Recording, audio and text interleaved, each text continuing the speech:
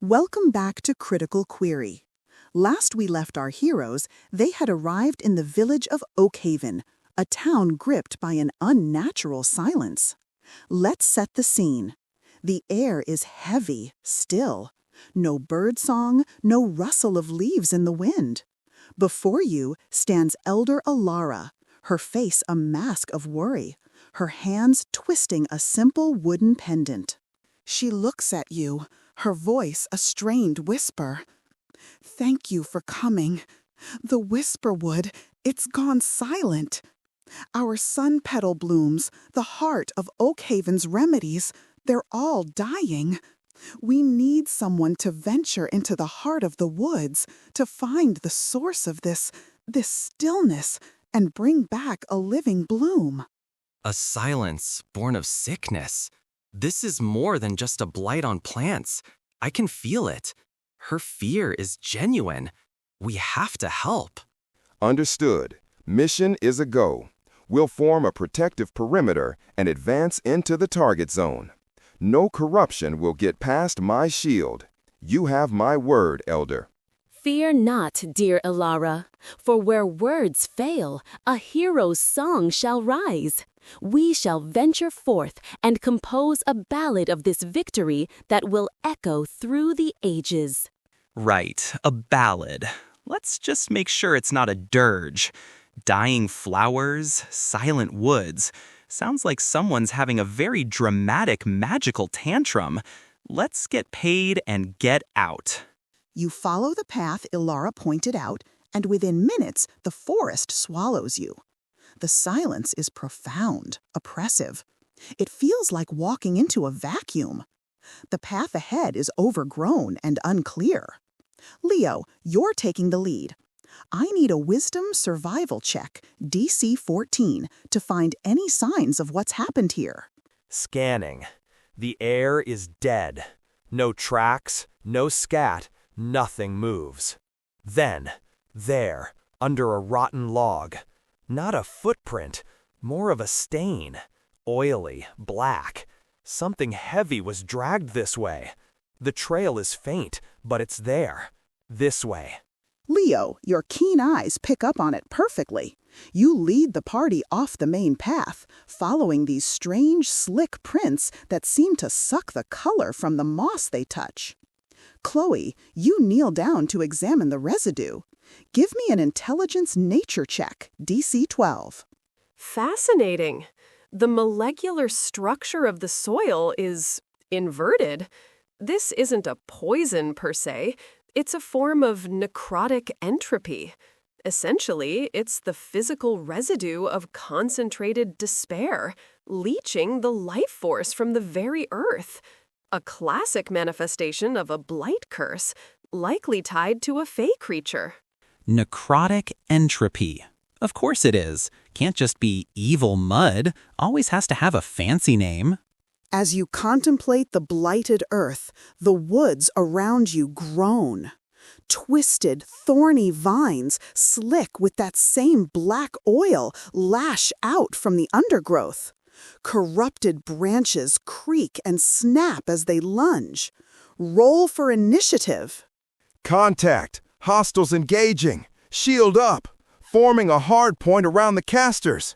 I bring my shield into a high guard, the impact of the first vine rattling up my arm.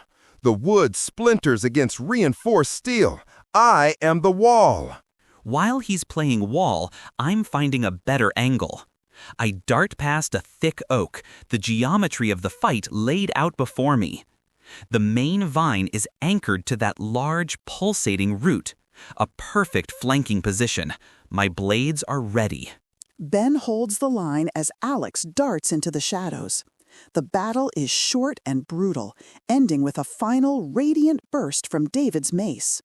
The vines wither into black dust.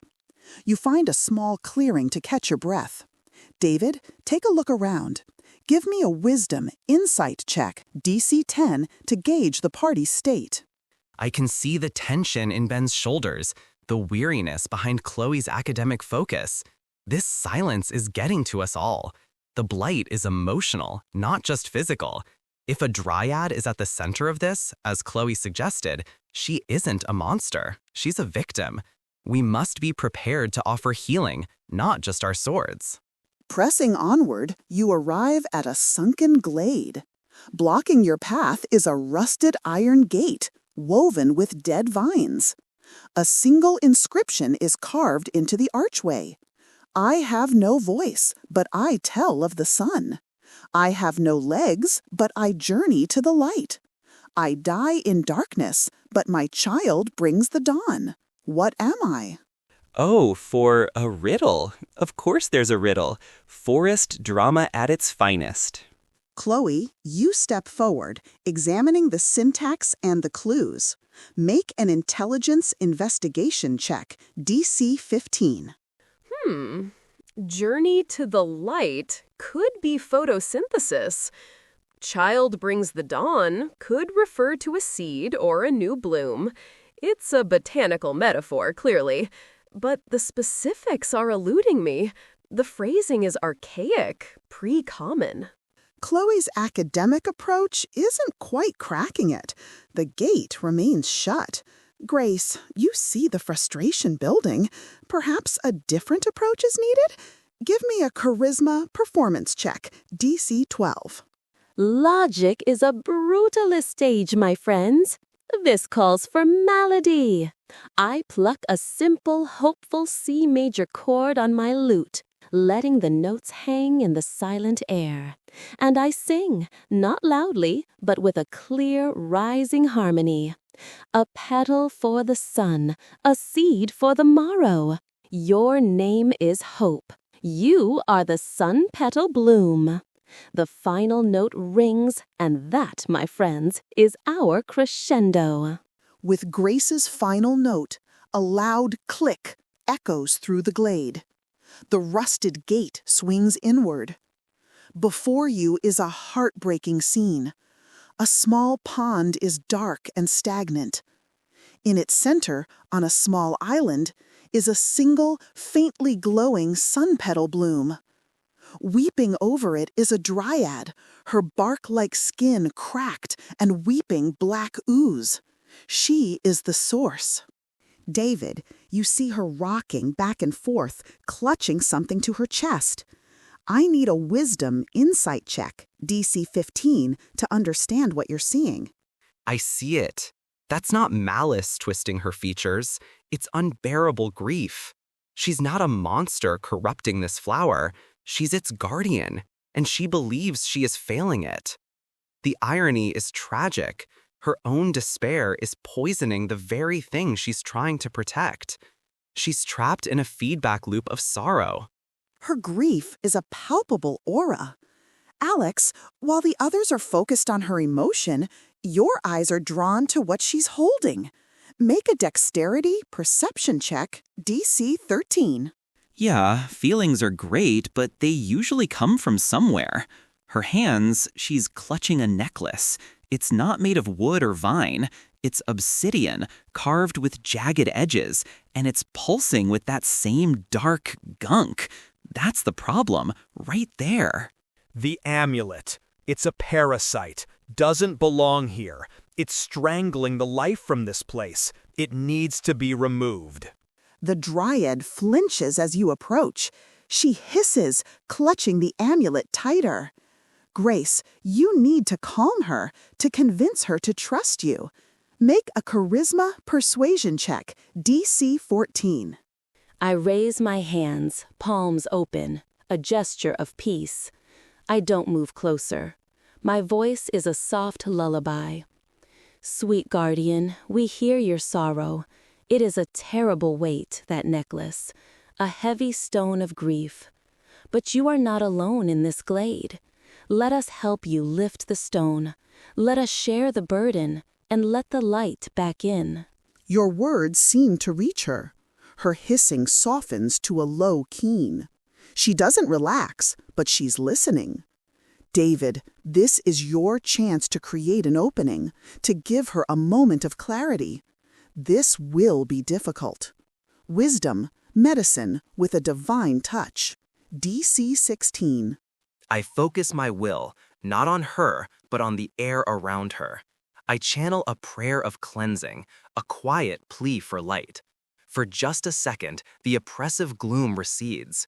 A mote of pure golden light flashes in the air, and I see it, in the dryad's eyes. Her true self looks out, full of pain, but also a glimmer of hope. That's the moment. That flash of hope is the only opening you'll get. Alex, you're up. Snatch the amulet while she's distracted. Dexterity, sleight of hand, DC 13. Finally, some action. The moment David's light flares, I'm moving. It's not about speed, it's about precision. A single, fluid motion. My fingers ghost over her bark skin, closing around the cold, hateful stone of the amulet. The chain snaps with a faint ting. I'm already 3 steps back before she even blinks.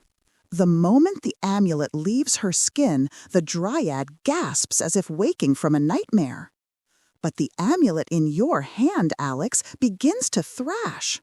The shadow it contains pours out, coalescing into a shrieking, vaguely humanoid form of pure darkness, a shadow of despair.